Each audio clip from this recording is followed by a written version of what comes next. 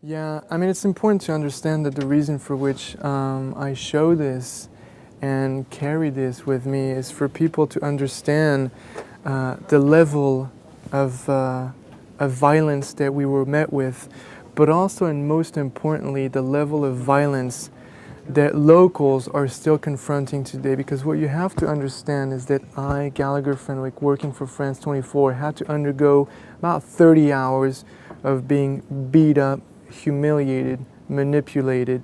But I'm back in Paris enjoying a nice chat with you today.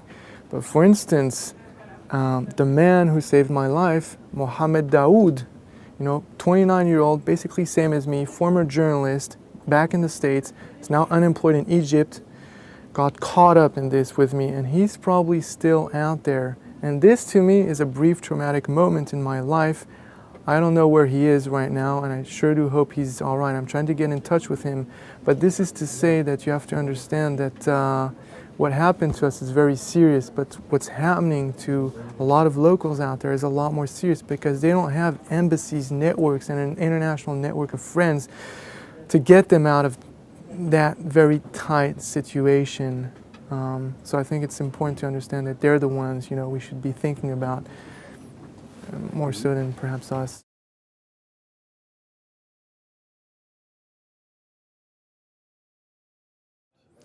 There were two moments where I really genuinely feared for my life. The first one was when I was being lynched by a mob of angry pro-Mubarak protesters. There were very many of them. They were hitting me with metal bars, wooden sticks, fists, and I don't know what else. I didn't get stabbed, I didn't get shot at, but I got violently and repeatedly hit at. At one point, the crowd was so big and so angry that I thought that I wasn't going to make it out of there. So I started thinking about my family. I quit trying to defend myself and decided it was more important to spare a thought for those I loved. That was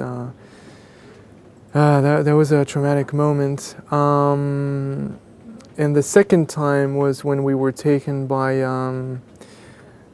what I believe is military security. I'm not familiar with the organization of the Egyptian security apparatus, so I think they were military security.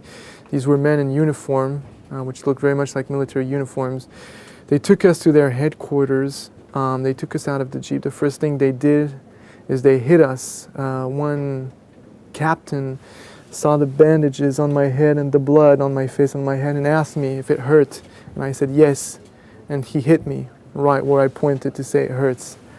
And after that, they asked me and my two colleagues, they forced me and my two colleagues into a closed area where there was a dark blanket with weapons and ammunition. There were people lined up against the wall with their eyes blindfolded. Had been pushed against the wall, asked to sit down, terrified people, and they pushed us to the ground and asked us to kiss the ground, lying on our stomachs and with our hands tied behind our backs. And they repeatedly hit our legs, and one or two of the officers who were there was about, I'd say 10 officers, and higher ranking officers as well. One of them was cocking his weapon right next to our head.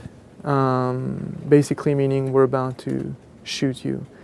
I wasn't very confident.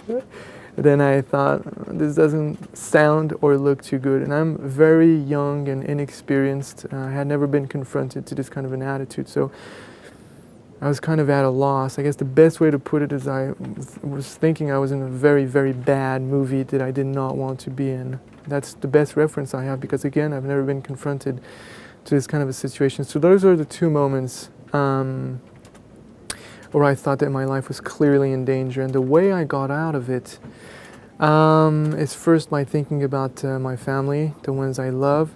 And also I think that one of the things I discovered is that the human body and mind just have resources that you're unaware of until you find yourself in these types of situations. You just go into survival mode where I don't know how I could take so many blows, and I don't know how I didn't just faint or whatnot. It's difficult, but I guess, yeah, just made it.